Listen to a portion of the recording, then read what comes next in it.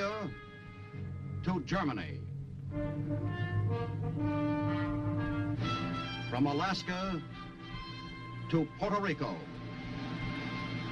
All over the world, the men and women of your Army are on the alert to defend our nation, you, the American people, against aggression. This is the big picture.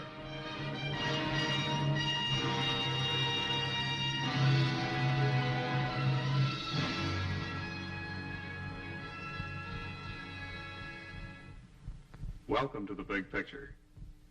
I'm Captain Carl Zimmerman, here to tell you about your United States Army.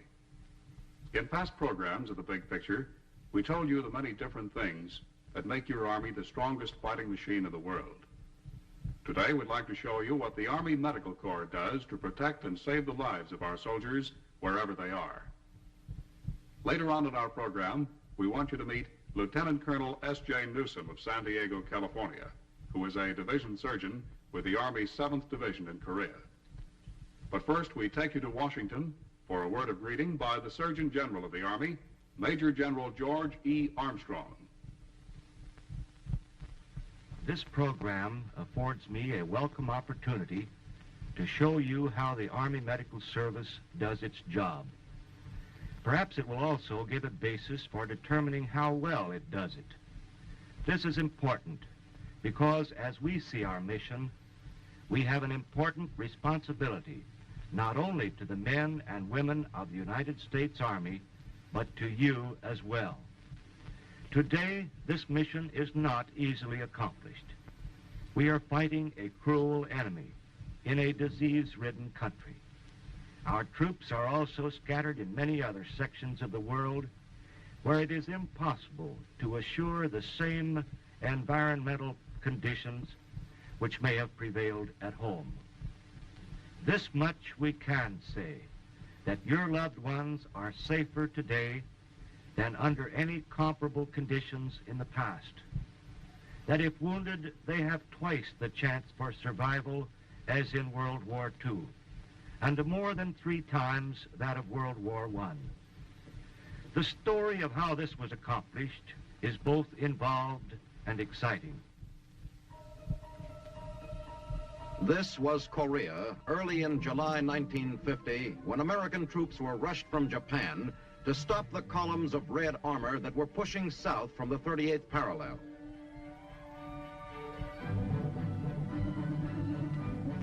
Among the first to arrive were the medics, field surgeons, aid men, litter bearers, ambulance drivers, and essential supplies and equipment.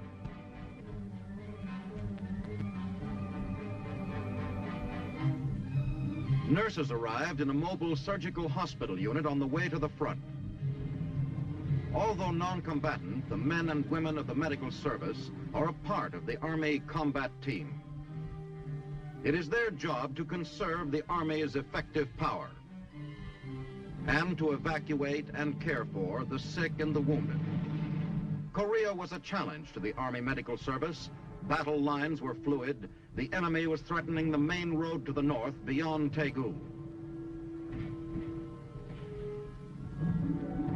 We arrived in a strange country, its people uprooted by war.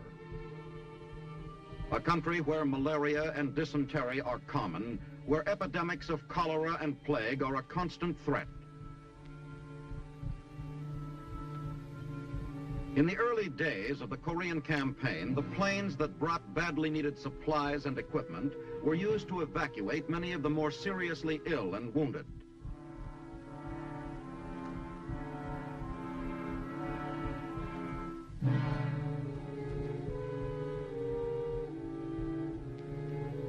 The air shuttle brought in blood plasma, drugs, bandages, and other items for the emergency care of the wounded.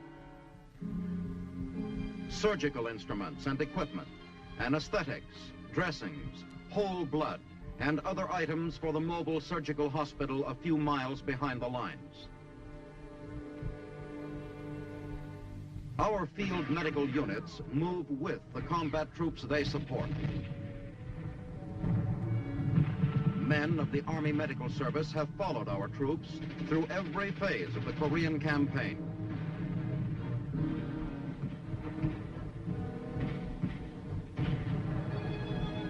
From the early tank battles in the south, when our forces were heavily outnumbered by the enemy,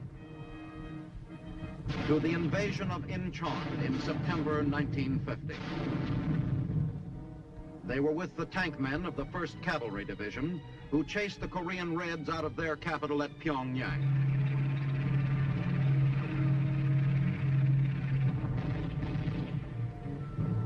Men of the Army Medical Service jumped with the 4,100 paratroops who descended north of Pyongyang on 20 October 1950 to wipe out the remnants of General Kim's army.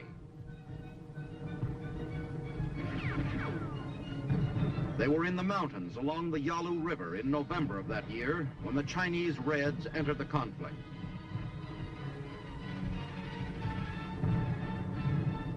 They were with the troops of the 10th Corps who made the long winter withdrawal to Hungnam.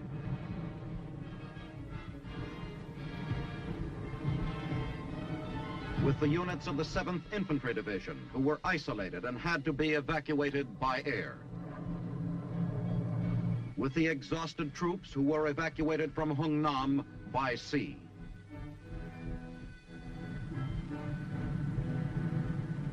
Wherever American troops have fought in Korea, the Army Medical Service has tended the sick and cared for the wounded. In every engagement along the present battlefront,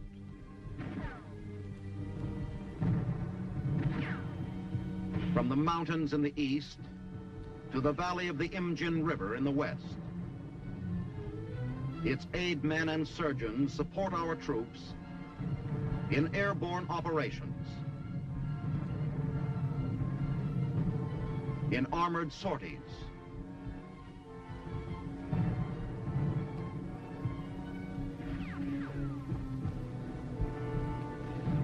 on infantry patrols,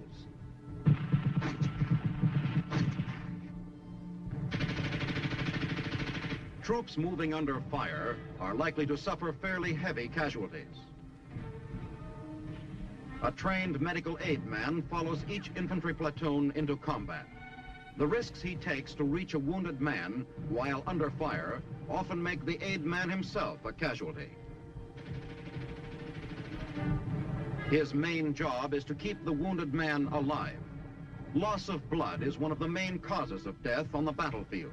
Another is shock. The job of the litter bearers is equally hazardous and difficult. They are in a race against time. The first 24 hours after a soldier is hit may decide whether he is to live or die. Though exposed to enemy fire, they must be careful in removing the wounded man. They must get him to an aid station as quickly as they can. Approximately 98% of the men wounded in Korea have lived. One of the main reasons is speed in treatment. This is a battalion aid station, the beginning of a wounded man's swift journey through the echelons of medical aid. The man's first aid treatment is checked. Then he is rushed on for more definitive care. The average time spent here is only 72 minutes. Ambulatory cases walk the 300 to 800 yards back. Litter bearers are conserved for the more serious cases. The wounded man is tagged on the battlefield, and this record constantly receives additional information. Plasma is available here. The battalion aid station does what it can quickly, then hurries the man on. Many types of transportation are used in evacuation to the next echelon, the regimental collecting station. Wherever possible, ambulances are used.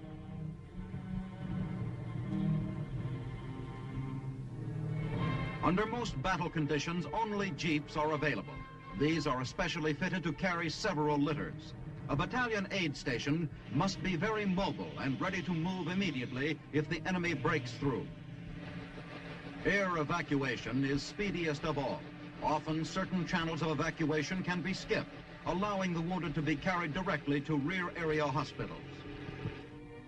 Behind the collecting stations are division clearing stations, serving a division area. and mobile surgical hospitals where major operating procedures necessary to save life and limb may be performed immediately.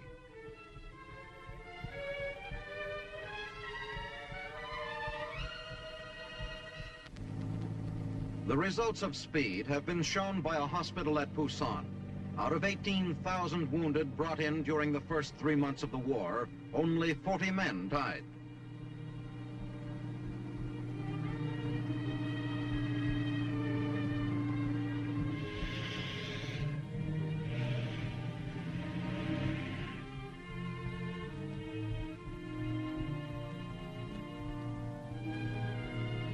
An important factor in saving the lives of the wounded has been the military doctor's switch to specialization and training in orthopedics and surgery. The death rate of wounded in World War I was 8%. In World War II, it was 4.5%. Korea's 2% death rate is a milestone in military medicine. The wasteful use of doctors in administrative jobs has been largely eliminated. The latest techniques, aided by antibiotics and the transfusions of whole blood, are being used.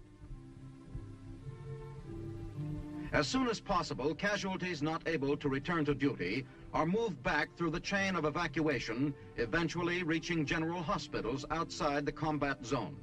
From Korea, casualties are evacuated to Japan by air, frequently bypassing many ground installations.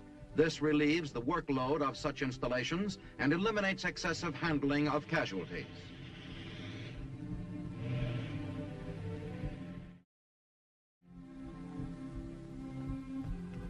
Combat cargo planes are used primarily for this air evacuation. The speed and comfort of air evacuation contributes greatly to the morale and quick recovery of the patient. Wounded men are often being treated in general hospitals in Japan in less time than it would normally take to evacuate them to the division clearing station.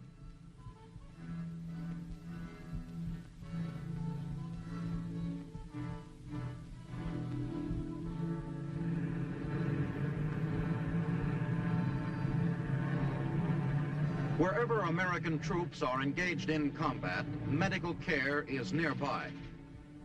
There are 15 aid men to an infantry battalion, 1 medic for every platoon. The work of the aid man is best told by Private Lubeck of the 7th Division. I'd like to let you people at home know what a terrific job the frontline medics and the Army nurses are doing here for us boys. I know because I was a casualty myself. The frontline medics did everything possible in getting me back to the battalion aid station and to Wonju. From there, the Army nurses did everything to comfort me all the way to Tokyo. I'd like to let you know that the Army nurses and these frontline medics are doing everything in their power to help GI back to recovery. Helicopters with specially constructed containers on the sides have played a major role in the rapid evacuation and care of wounded.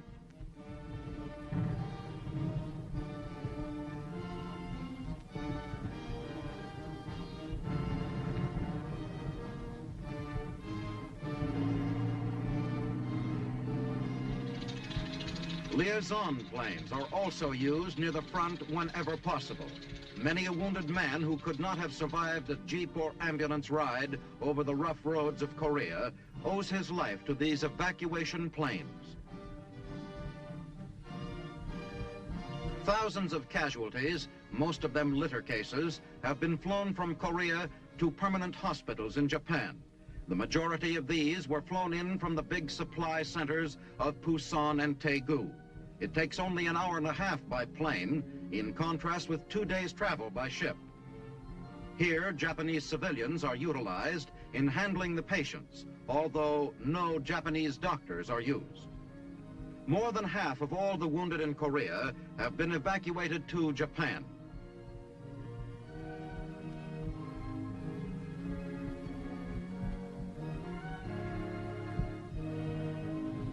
When newly evacuated patients from Korea have been placed aboard ambulances, they are taken to permanent hospitals nearby for further treatment.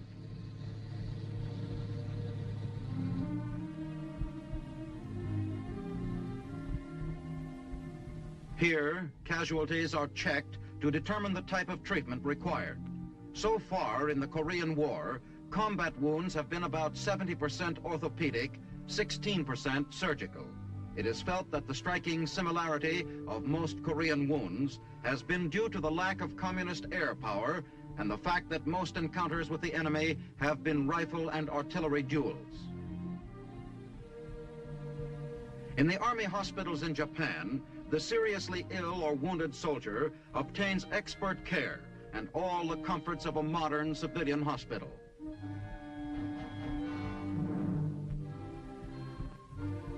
However, he is not allowed to remain here unless he is expected to return to duty in a few weeks.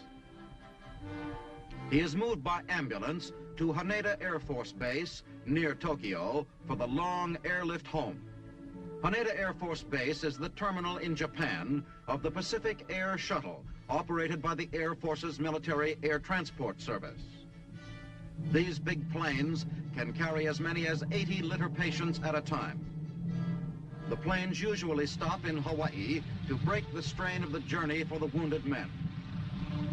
After an overnight rest and medical attention at Tripler Army Hospital, they are again on their way. After a flight of over 8,000 miles across the Pacific, they reach Travis Air Force Base near San Francisco.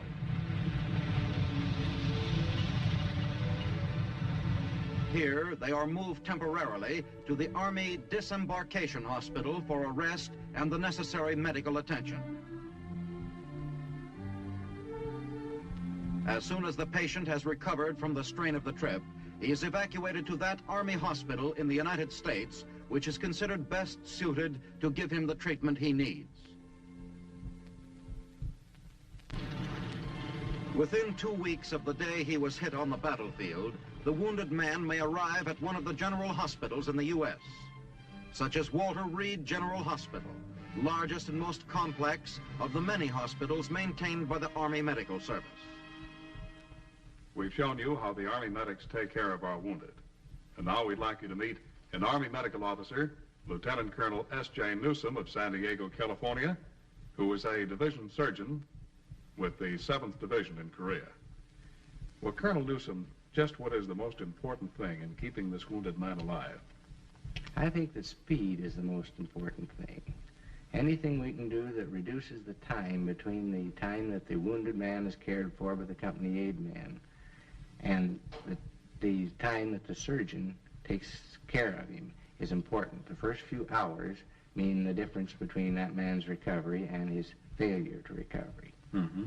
The helicopter has been of immense value to us for the seriously wounded cases and their transportation. But perhaps most important is the fact that we brought the trained surgeon, his equipment, the blood, and the antibiotics up farther forward. Well, now, when an outfit goes into an attack, can the medics make any plans in advance as to treatment and evacuation of their wounded? We always make plans, and then we make alternate plans. But the most important thing there is that we leave our organization flexible so that we can fit it to meet the exact situation that develops. Well, now, a moment ago you spoke about bringing the surgeons closer to the front line. Well, once we have them there, what sort of facilities do they have? They really lack nothing that is essential to the proper care of the patient. The man is the important thing.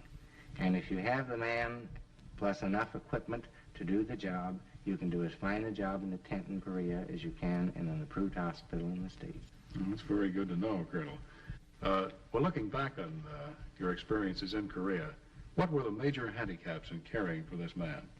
Well, we had a lot of handicaps. First of all, we had mountains, high mountains, and miserable roads.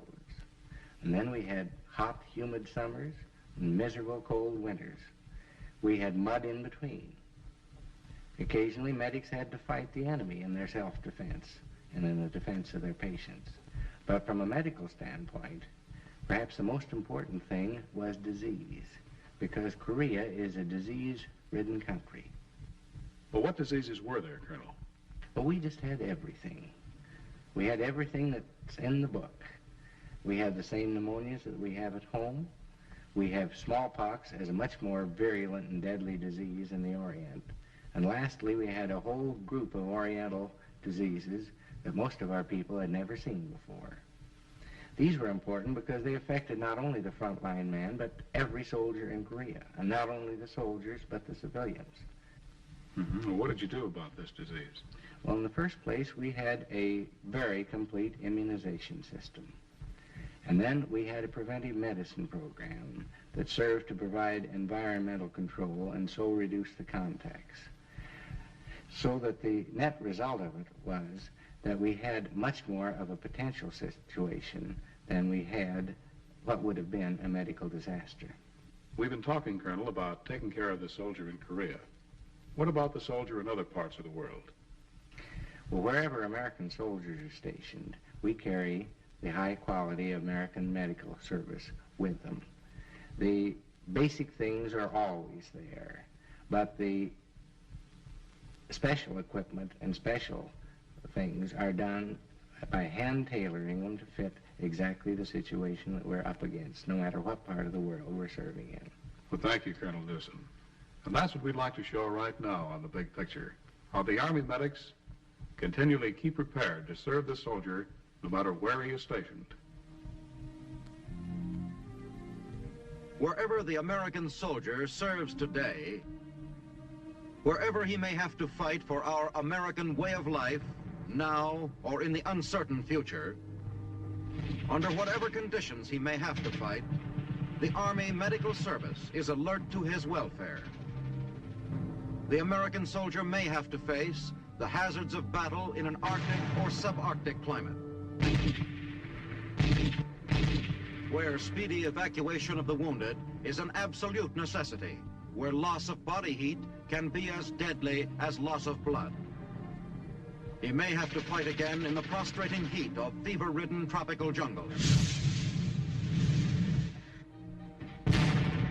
He may have to serve in some of the Earth's great subtropical cities, where epidemics take a heavy toll of human lives year after year. The Army Medical Service is on guard against the threat of disease wherever it is found. It is the great scourge of armies and knows no national barriers. At the Medical Service Research Center in Washington, scientists obtain data on outbreaks from all parts of the world. They maintain a constant quest for effective countermeasures. Recently, they tested the effectiveness of chloromycetin, a new antibiotic. It was found to be a remedy not only for typhus, but also for typhoid fever, and is valuable in the treatment of virus pneumonia and Rocky Mountain fever. The new antibiotic now is saving lives in Korea. Our doctors in Korea and Japan encountered an epidemic type of sleeping sickness. Our research scientists isolated the virus, identified a mosquito as the carrier, and developed a vaccine that is proving effective. This type of research and development on cures and preventions against disease is carried on throughout the world. As a result, the Army Medical Service has been able to control any major outbreak of disease among our troops in Korea. Although among Korean civilians, typhoid fever and dysentery are common, although malaria is prevalent and smallpox and other virulent diseases are endemic, disease rate among our troops has remained extremely low. To protect our troops, the Army Medical Service has inoculated large segments of the Korean population. It has sprayed whole cities with DDT to eradicate the insects, flies, mosquitoes, lice, fleas, that are the common disease carriers. It has inoculated our troops against disease for which it had vaccines and serums. It has guarded against contamination of the soldiers' food and water. In Puerto Rico, scientists gathered data on tropical diseases. In Germany, on epidemic jaundice.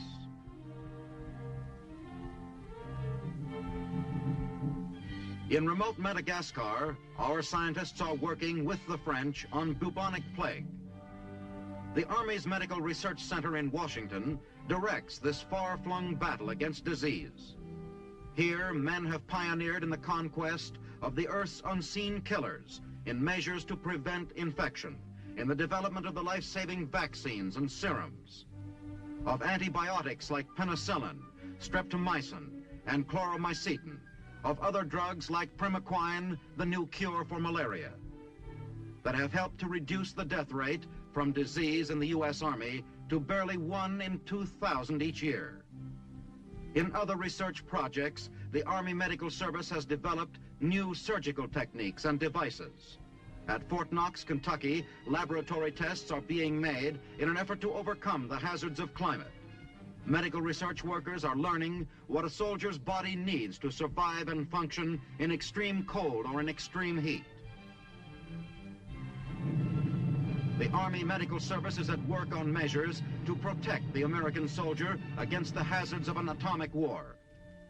Since its beginning in 1775, the Army Medical Service has constantly raised standards of health and medical care among American troops.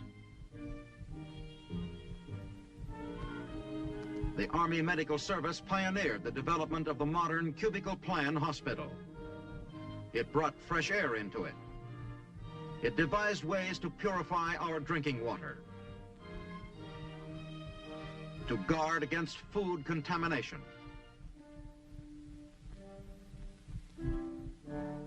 It introduced techniques for the control of insects and other disease carriers. It pioneered in the knowledge of countless contagious diseases.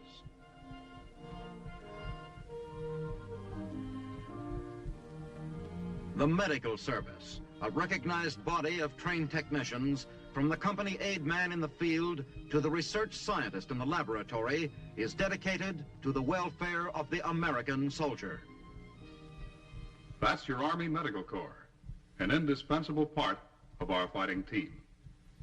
Next week on The Big Picture, we'll show you how the Army is concerned with the soldier's spiritual welfare as well as his physical welfare. We'd like to tell you about our chaplains. This is Captain Carl Zimmerman, inviting you to be with us then.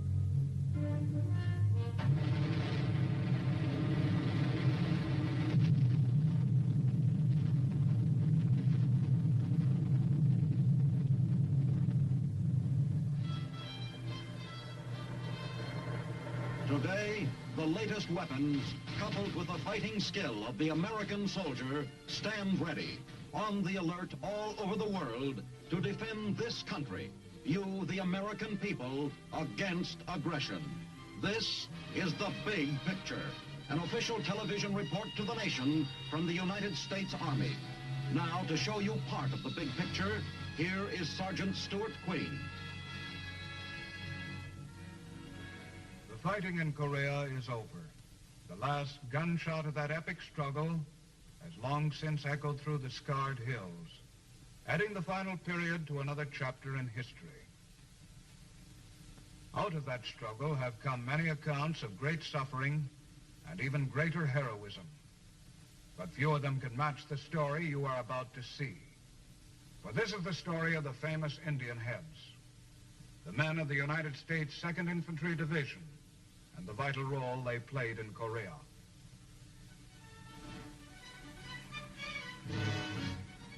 The date, June 28, 1950.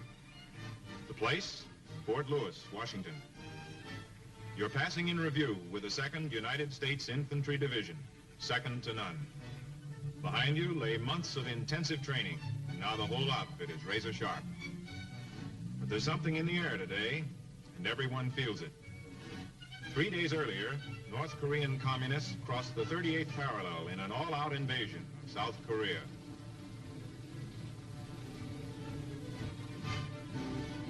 Yesterday, President Truman, with UN consent, ordered American air and sea power to aid the South Koreans. At this very moment, U.S. troops stationed in Japan were being alerted for combat, but they were few and would need support.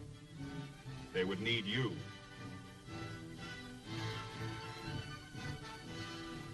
One month later, advance elements of the 2nd Division arrived at Busan, Korea, the first reinforcements to come directly from the United States. The situation at that time was critical. Overwhelming enemy forces had compressed the UN defenders into a tight ring around the port of Busan. Desperately holding the western sweep of this perimeter were understrength units of the 25th, 24th, and 1st Cavalry Divisions. Republic of Korea troops guarded the northern sector. 2nd Division troops were soon taking part in this heroic defense. The earlier arrivals were rushed to bolster 24th Division units along the Naktong River line, southwest of Daegu. This was the payoff for those long months of training. The communists had forced a bulge across the Naktong River. The newly arrived men of the 2nd Division teamed up with other units to flush the Reds out of the rice paddies and push them back across the river. By August 17th, the line was again intact.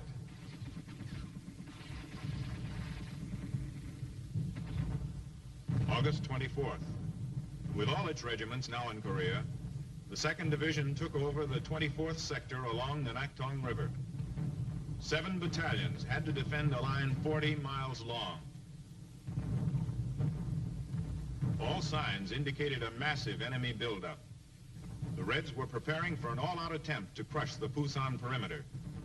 With Republic of Korea troops attached, the men of the division steeled themselves for their first real test of fire in the Korean War.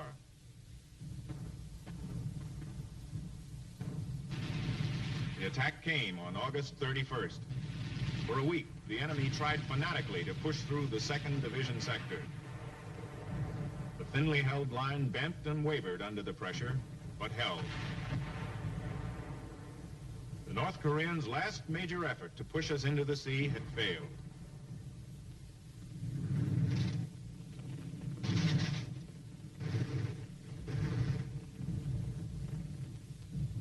Then the rains came, turning foxholes into waterholes, roads into quagmires. But morale was high, for the enemy had been stopped, and the UN breakout was pending. Then, on September 15, 1950, the tide of battle turned. Following in the wake of a terrific naval bombardment, troops of the U.S. 10th Corps stormed ashore at Incheon, deep in Red territory. The amphibious assault threatened to split the enemy forces in two. This was the signal for the breakout from the Busan perimeter. After crushing heavy initial resistance, the men of the 2nd Division pushed across the Naktong River, the first U.S. soldiers to do so. One by one, the men and the vehicles made their way across the swollen river that had served them so well as a natural defense line. But that was behind them now. The time had come to take the offense.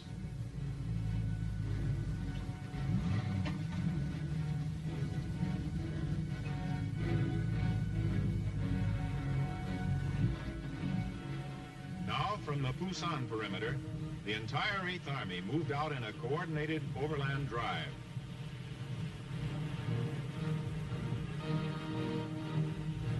The men of the Indian Head Division pushed northward, sweeping the scattered remnants of the once powerful North Korean army before it. Tank infantry teams spearheaded the drive, bypassing thousands of trapped North Koreans in the south.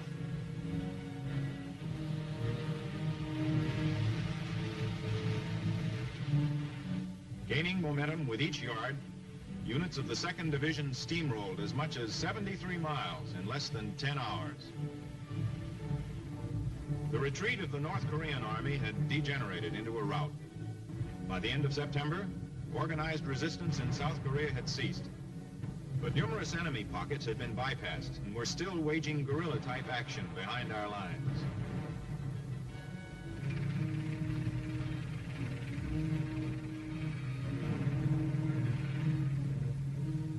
men of the Indian Head Division began to fan out rapidly in search of these bands.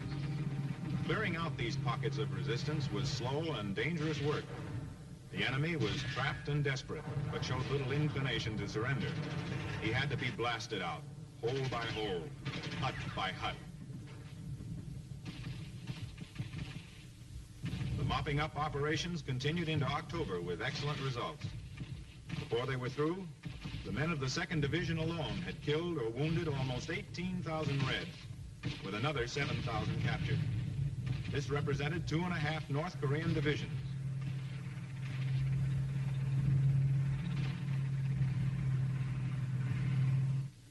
The Republic of South Korea once again stood free as the Red invaders were pushed back across the 38th parallel. This group of South Koreans left no doubt as to whose side they were on.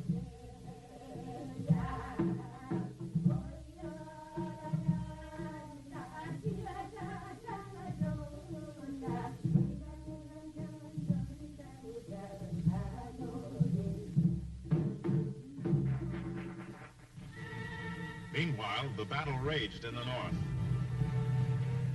A special combat group dubbed Task Force Indian Head moved into Pyongyang under fire. Their mission?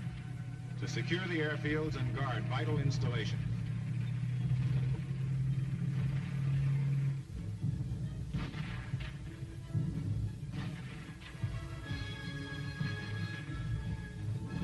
With Pyongyang in UN hands, plans were being formulated for a final war-ending offensive to the Yalu River. Hopes ran high that the war would be over by Christmas. But alarming reports were coming in from all sectors. Reports of Chinese troops massing along the Manchurian border. On November 27th, the reports became reality as thousands of Chinese troops attacked across the Yalu River. 5 Chinese divisions hit the Indian Heads near Kunuri, succeeding in cutting them off from the rest of the 8th Army. The situation was desperate. Soon, every unit in the division was under fire. The weather added to their miseries as the temperature began dropping rapidly, but the worst was still ahead. While rearguard troops fought fiercely on all sides, the 2nd Division began a general withdrawal.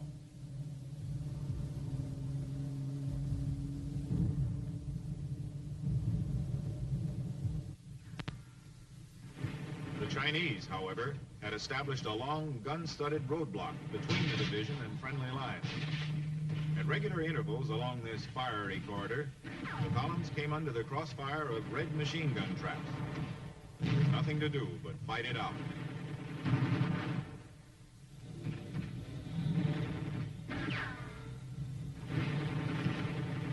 Throwing every man and weapon into the battle, the Indian Head Division finally broke through. Together with the rest of 8th Army, the division commenced pulling all its units back for reorganization.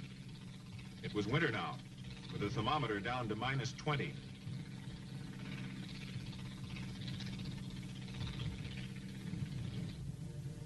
By New Year's, they had reached the banks of the Han River near Seoul. The fall of the South Korean capital was imminent, as 18 full Chinese divisions poured down from the north. The fight around Kunuri had cost the 2nd Division nearly 1/3 of its strength in casualties, but the warriors still had plenty of fight left in them. The men of the division enjoyed a belated New Year's dinner before starting south again.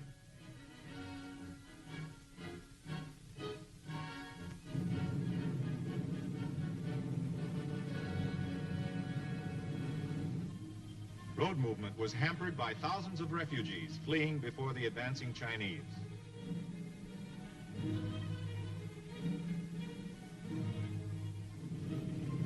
By mid-January, UN forces had reorganized along a defense line extending from Pyeongtaek, well below Seoul on the west coast, northeast to Wonju. It was toward Wonju that the 2nd Division now headed.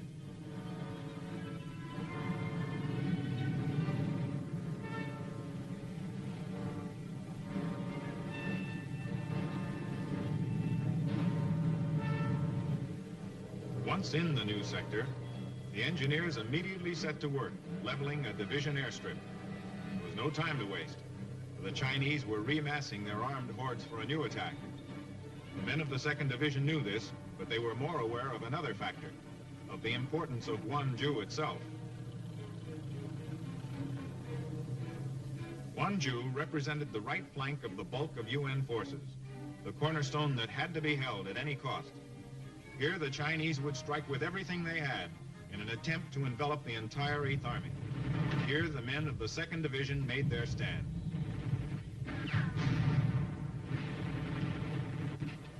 In January, and again in February, the Indian heads hurled back wave after wave of frenzied attacks from Gwangju to Chipyong-ni.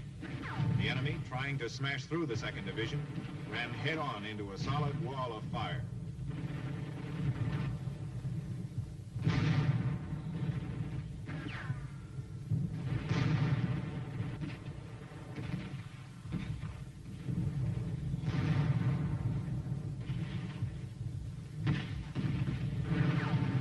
Chinese winter offensive ground to a halt. The 2nd Division had stopped the Chinese for the first time since they had crossed the Yalu from Manchuria.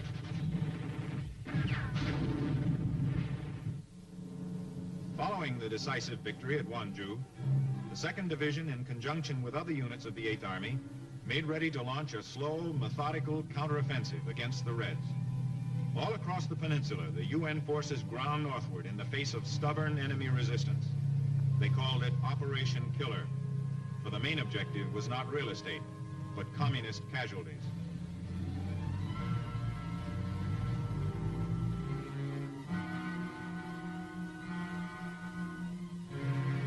General Ridgway, the 8th Army commander, put it this way: "We are interested only in inflicting maximum casualties to the enemy with minimum casualties to ourselves. To do this, we must wage a war of maneuver, slashing at the enemy when he withdraws and fighting delaying action when he attacks." The men of the Indian Head Division did just that, and with great success.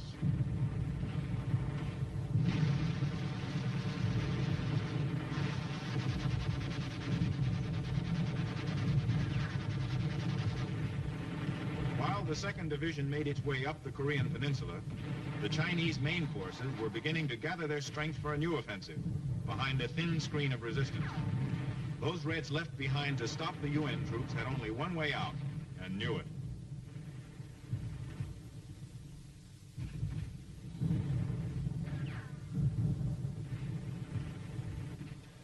The enemy buildup continued, so that by mid-May, the Chinese were ready to turn the full force of their offensive power against the warriors in the vicinity of Inje. Destroy the 2nd Division. That was the enemy's stated purpose. The division prepared to meet this challenge.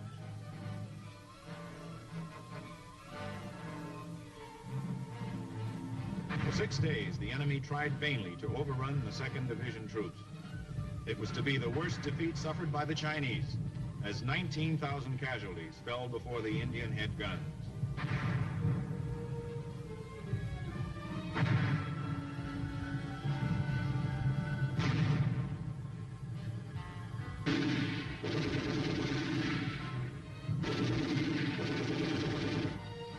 By the end of May, the Reds had been pushed back well north of the line from which they had launched their attack.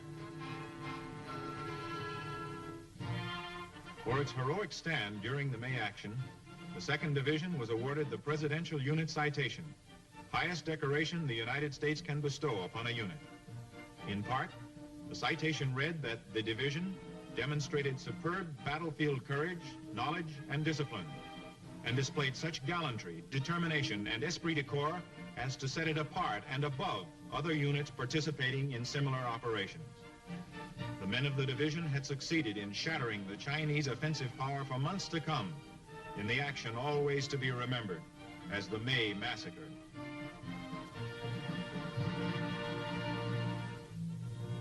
June and July represented a change of pace for the men of the 2nd Division as they went into reserve for a well-earned rest. Some of the units were assigned guard duty at various prisoner-of-war enclosures, playing military nursemaid to an enemy who, but a few weeks earlier, had tried to destroy them.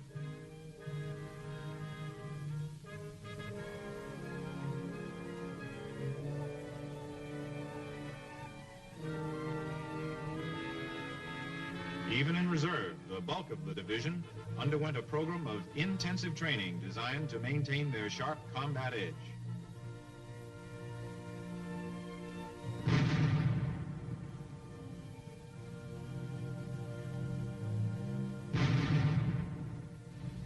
By late July, the division was again heading for the front, now well north of the 38th parallel. Meanwhile, significant developments were taking place on the diplomatic front. After the United Nations had crushed the Chinese spring offensive during the May massacre, the Reds suddenly decided it was time to talk peace. Thus, on July 10th, at a place called Kaesong, UN and communist delegates met to lay the groundwork for armistice talks. Once again, hope ran high that the end of the war was near. The world waited anxiously while the delegates conferred. They didn't realize at the time that the communists intended to drag the talks through 2 years of propaganda speeches and impossible demands. No, the war was far from over in the summer of 1951, and no one knew it better than the men of the 2nd Division.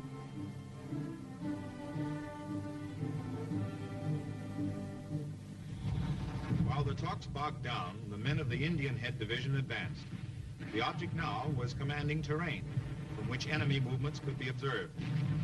With Fool's Mountain began the first in a series of battles for control of the ridges.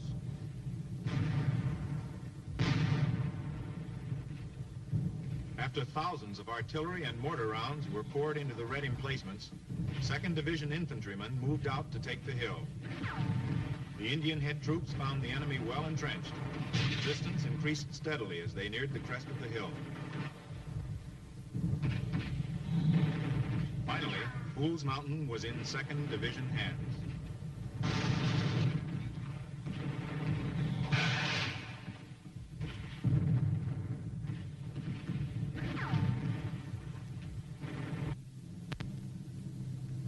Flying boxcars immediately rushed food and supplies to the hilltop defenders, who were then able to ward off the counterattacking Reds. With Fool's Mountain secured, division engineers moved in to clear the area of mines. The dispossessed Reds had left a great many of these calling cards behind. Then the engineers fell to the task of repairing the roads, paving the way for the infantrymen to assault their next objective, Bloody Ridge.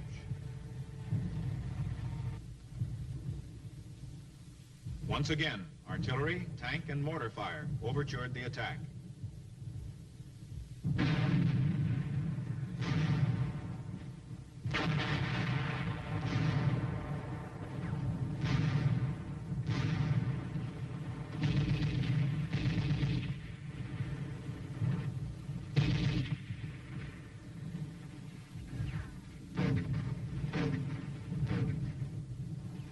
For 3 weeks, the enemy clung stubbornly to Bloody Ridge, as tons of artillery and small arms fire blanketed his positions. The battle for Bloody Ridge raged on throughout the hot month of August, as Indian Head units followed each other in attempt after attempt to capture the crest.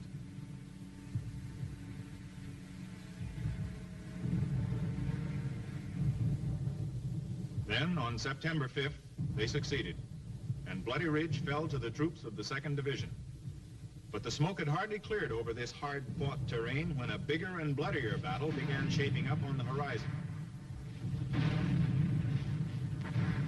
This piece of high ground now threatened the UN command in the 2nd Division sector. General Omar Bradley, visiting chairman of the Joint Chiefs of Staff, received a briefing of the situation from Generals Ridgway and Van Fleet. The enemy, organizing 3 battalions from his survivors of Bloody Ridge, was making a last-ditch stand at this jagged range, soon to be known to the world as Heartbreak Ridge.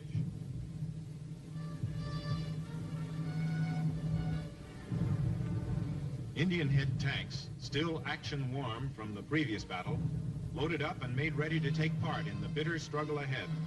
Facing 4 communist divisions in the vicinity, the warriors set out to begin Operation Touchdown, as every regiment in the division was ordered to lay siege on Heartbreak Ridge.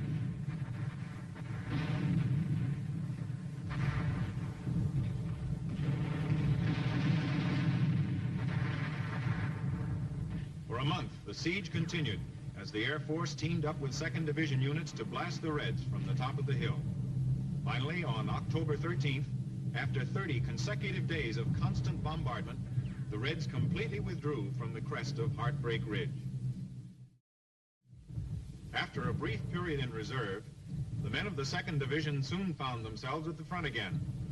This was the sector known as the Iron Triangle, so called because it was formerly used by the Reds as a supply and assembly area during previous attacks against UN positions. Action now settled down to aggressive patrolling, designed to keep close tabs on all enemy movements. But the enemy didn't seem inclined to do much moving, except when pushed. In April 1952, the division was again pulled off the line and assigned various rear area duties. Some of the units assumed the thankless job of screening and guarding the die-hard communist prisoners on the island of Kojido.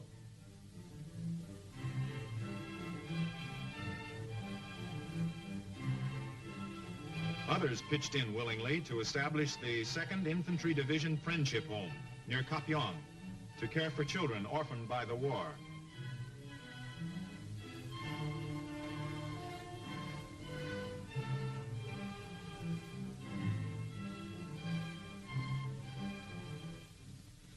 When they returned to the line in late July, the men of the Indian Head Division discovered they were sitting right on top of a keg of dynamite by the name of Old Baldy. The Reds wanted the barren mountain as badly as we did, and for the next 2 months, the crest changed hands several times. On August 1st, Indian Head troops were in possession of the crest. Then on September 18th, the Reds recaptured Old Baldy. Heavy air and artillery fire was immediately focused on the enemy.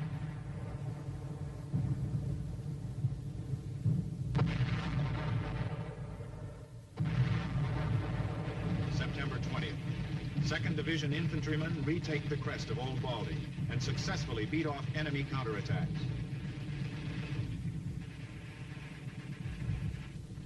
Indian Head troops dig in to stay. With Old Baldy once again in 2nd Division hands, the Reds shifted their attacks to the nearby ridges known as Arrowhead, Pork Chop, and T-Bone Hill.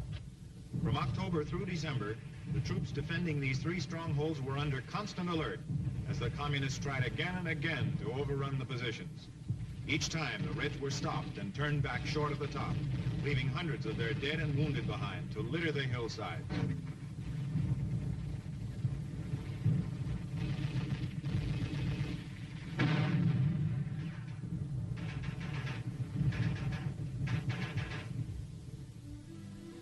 In December of 1952, the men of the 2nd Division played host to 2 distinguished visitors. The first was President-elect Dwight D. Eisenhower.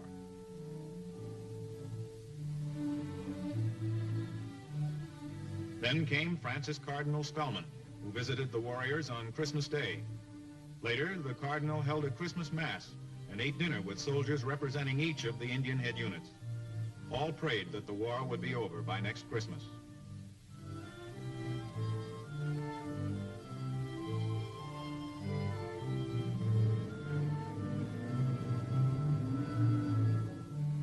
Seven months later, the war in Korea ended with the signing of the armistice at Panmunjom.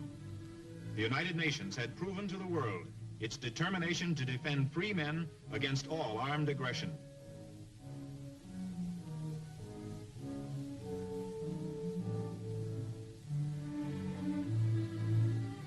It was proof which would make the communists think twice before starting another fight.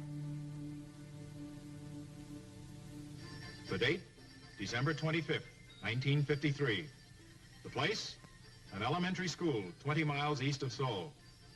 You're with the 2nd Infantry Division, playing Santa Claus to a few hundred Korean kids. This party marks your 4th Christmas in Korea.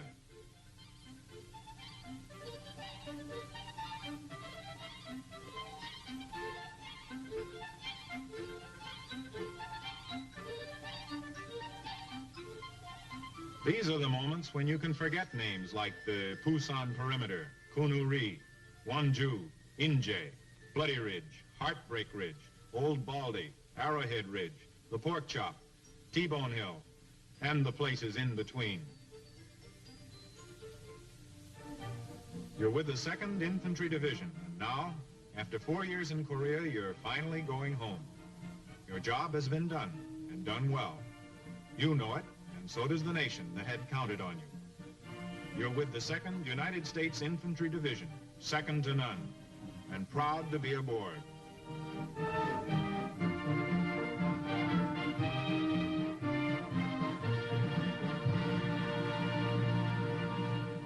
And that is the story of the United States 2nd Infantry Division in Korea.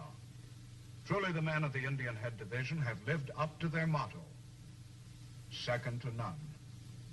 Now, this is Sergeant Stuart Queen inviting you to be with us next week for another look at the United States Army in action on The Big Picture.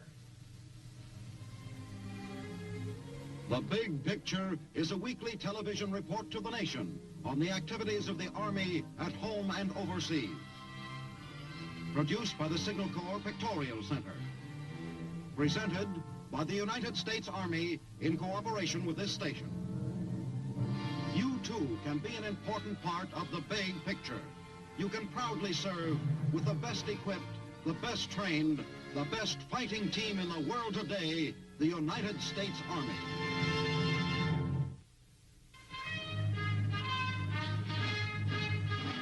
From Korea to Germany. From Alaska to Puerto Rico.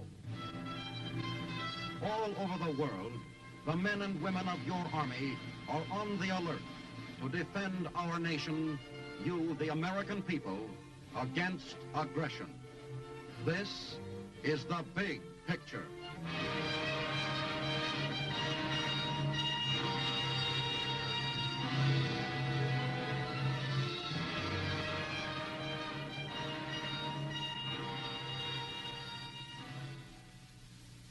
Welcome to The Big Picture, presented by your United States Army. I'm Captain Carl Zimmerman. Today, The Big Picture tells the story of the Army Combat Team. What happens in one day of war?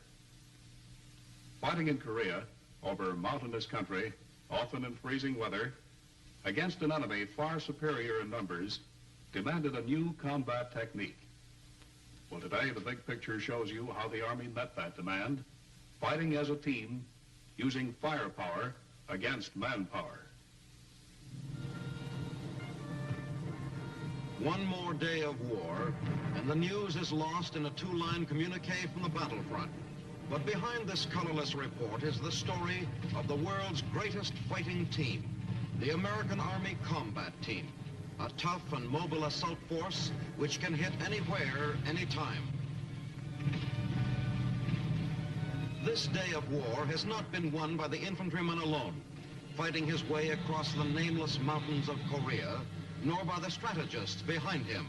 For today, America's military answer to war is firepower, teamwork, and mobility. A shattering land, sea, and air combat machine geared and equipped to do any size job in the shortest time and with the fewest casualties possible. Guns of all caliber laying down a hail of fire. Other armies commit vast manpower resources to battle and rely on man's expendability.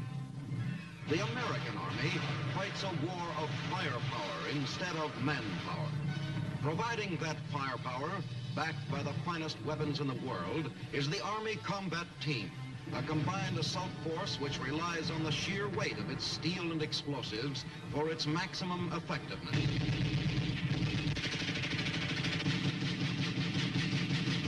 The 8th Army in Korea, called the greatest army the world has ever known, earned that honor fighting the firepower and combat team technique.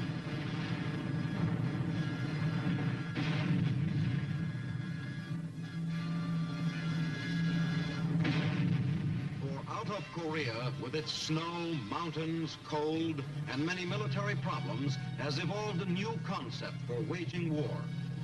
That concept is to have the best weapons, providing the biggest volume of firepower, and to keep the fighting units flexible and mobile enough to be used quickly and effectively. The combined weapons of the United States Army are superior to those of any other army in the world. The M1 Garand rifle, basic weapon of the infantryman. The Browning automatic rifle ripping off 500 rounds a minute and providing accurate fire against enemy soldiers.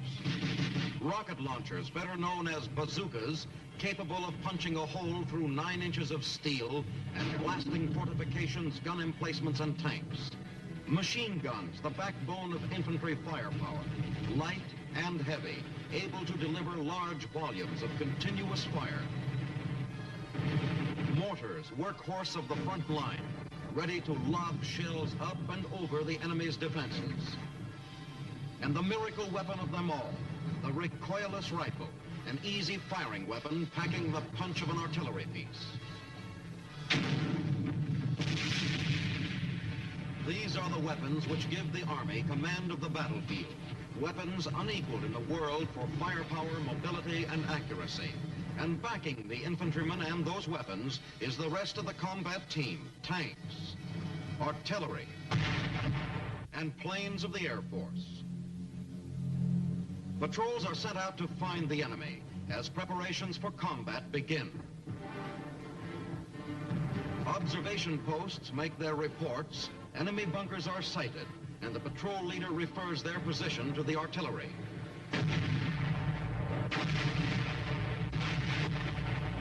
The early morning quiet is shattered as salvo after salvo saturates the enemy position. From somewhere in the air, the sound of a lone plane is heard, and the waiting infantrymen on the ground know that a last-minute air reconnaissance is being made. These Army observers take to the air in small aircraft to spot targets for artillery and obtain information about the enemy. Carrying no armament of any kind, these grasshoppers daily penetrate far behind enemy lines, gathering intelligence reports. The attack hour approaches and the combat team readies itself.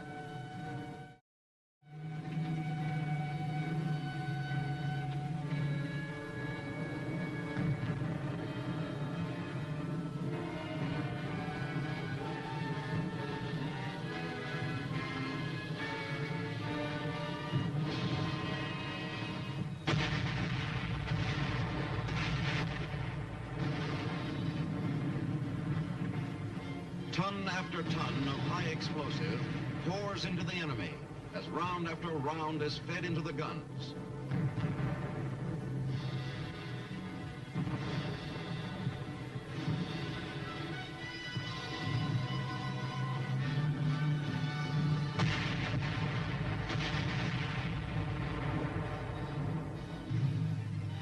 Tank engines roar into action, drowning out the whine of artillery shells overhead, and together the armored infantry unit moves out. The tanks and the infantrymen fight together as a team, making up for each other's shortcomings. Protecting the men on foot, the tanks probe and patrol ahead, ready to defend the team of soldiers at its side.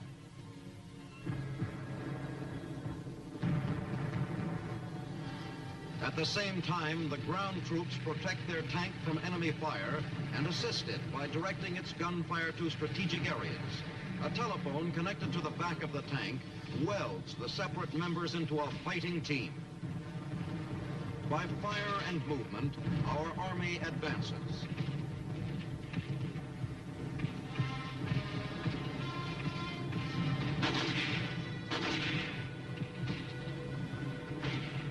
While tanks and machine gun crews lay down a blanket of fire to keep the enemy pinned down, the attacking force pushes forward, killing and routing the enemy and knocking out emplacements.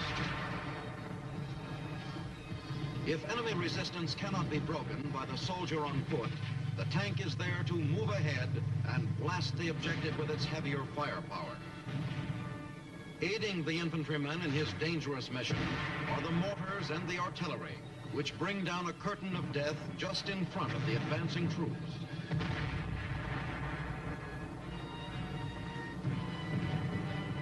Directed by their own forward observers, the artillery and motor units inch their fire slowly forward, wiping out opposition from the path of the tanks and the infantry. As the frontline men advance, so the gunners adjust their sights and continue to pour out the bombardment. Supply roads are blocked and reinforcements are sealed off. When difficult terrain makes it impossible for our tanks to fulfill their task and the enemy cannot be flushed from his positions, teamwork in combat again answers the emergency. The word is passed back for tactical air support. Awaiting their call to action are the F-51s and jets, which carry the firepower technique into the air and support the ground forces with pinpoint bombing. Integrated with the ground tank infantry artillery team, these planes add to the combined firepower. They are armed with 6 50 caliber machine guns and 10 5-inch rockets.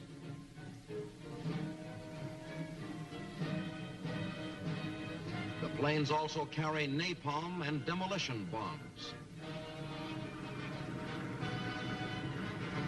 The pilots receive their final instructions and get up-to-the-minute information on the latest tactical situation.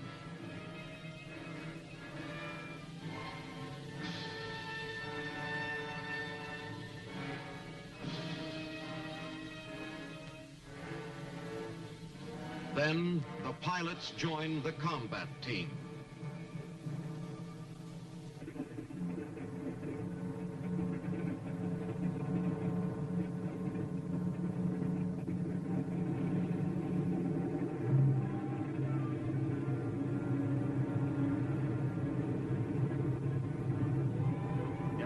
Minutes, the planes take off for the combat zone to do from the air what cannot be done from the ground.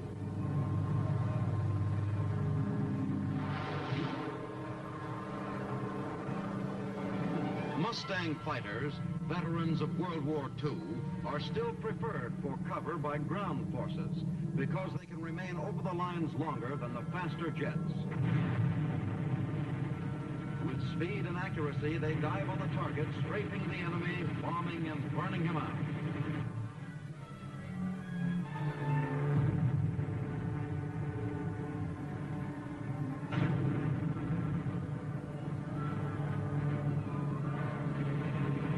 By using the latest communication devices, pilots can soften up the enemy within yards of their infantry buddies. One of these devices is the air-ground liaison team. Talking directly to the pilots by radio from a jeep, a ground observer helps the planes pinpoint the target. Hand in hand, the ground and air units join in combined attack using teamwork to keep the assault rolling. More than ever before, the Army is today using the air to link its fighting units. The role of the helicopter in combat has far outgrown the expectations of the strategists who first used it, and more these copters are being used for battle missions. Reinforcements rush to weak points in the line.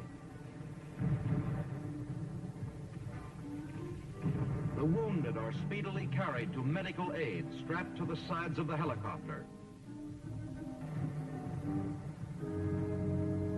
To the men on the line, these copters have become messengers of life or death.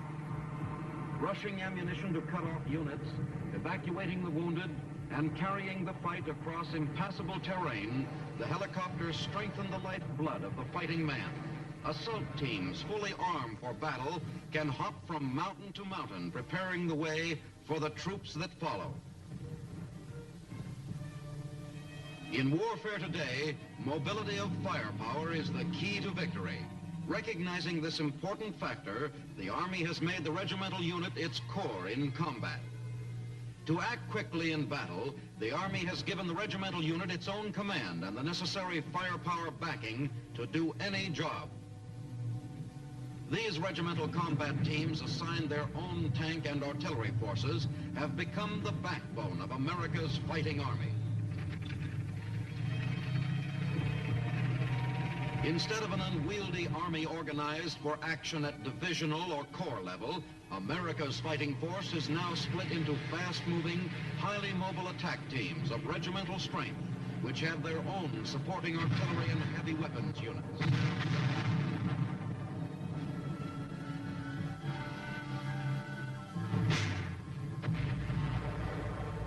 In General Ridgway's own words, the new tactical trend is this: we are not interested in real estate.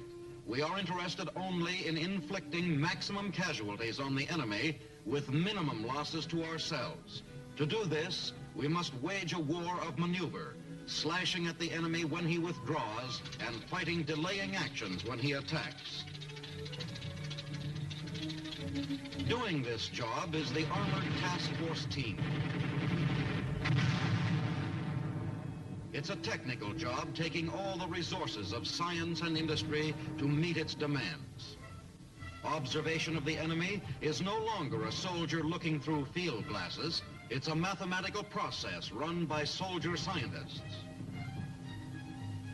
Delicate instruments which see the flash of enemy guns and give their location in terms of a compass reading, making it a matter of seconds before an artillery gun pounds the target into silence, or microphones used as listening posts.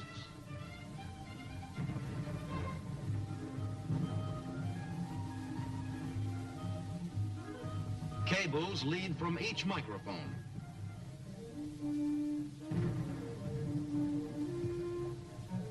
And the press of a button gives the Army a battery of ears.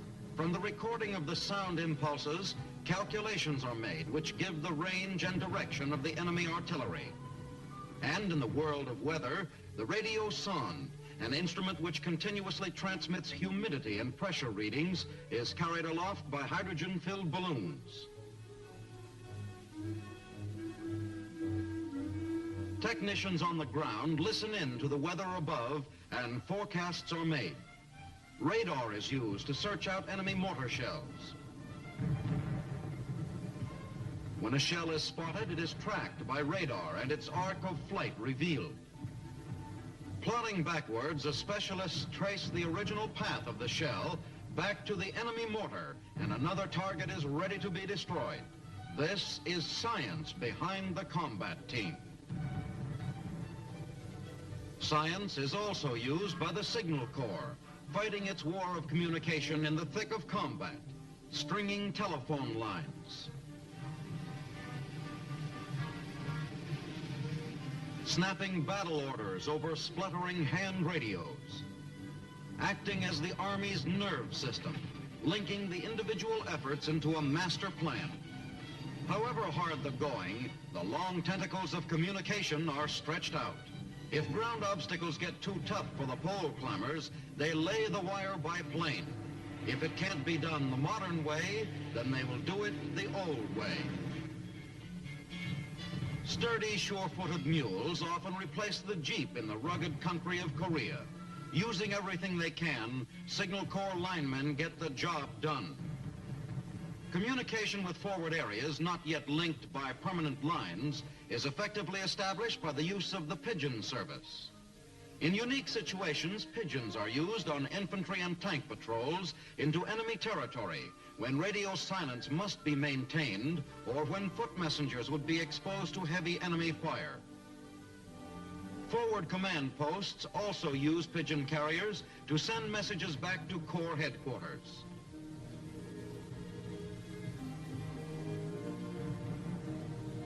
When released, the bird circles high to get its bearings and then sets its course straight for its home loft at Corps headquarters. It's another part of the teamwork in combat.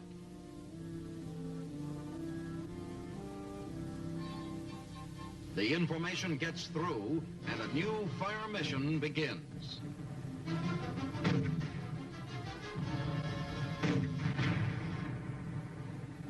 Making the advance possible, too, is the Army Engineer Corps, the builders and wreckers who drill and blast a path through the mountains.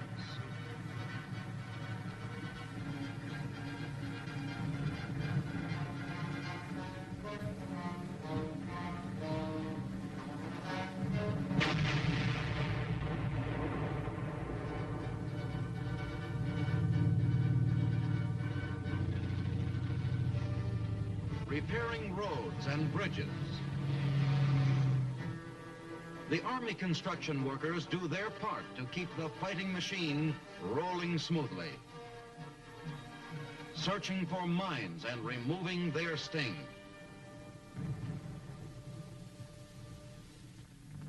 Combat engineers must devise field expedients like the construction of this aerial tramway to conquer the mountains of Korea.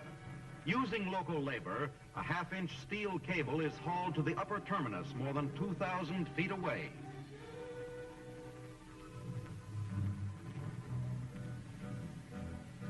At the hilltop, deep holes are drilled into solid rock to provide firm anchorage for the tracked cable.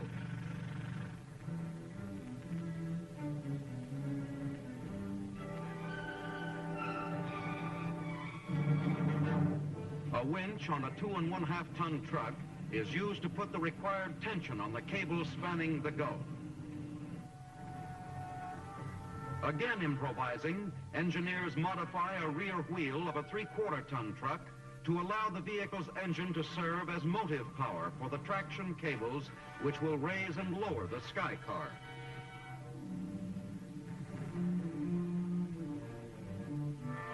Test runs are carried out and communication is established between the terminals.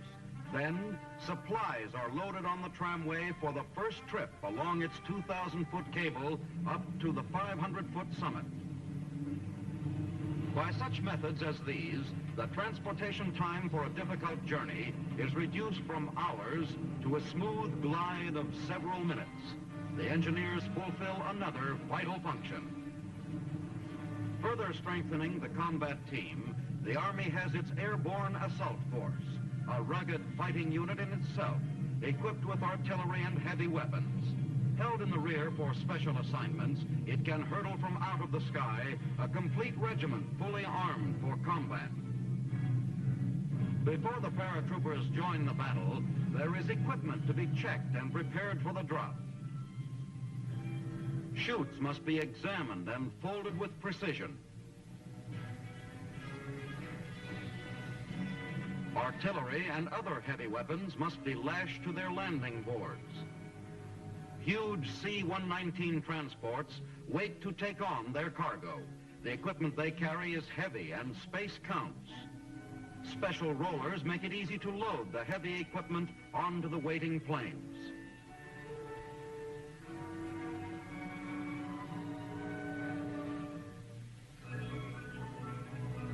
And the men are given a final briefing before takeoff.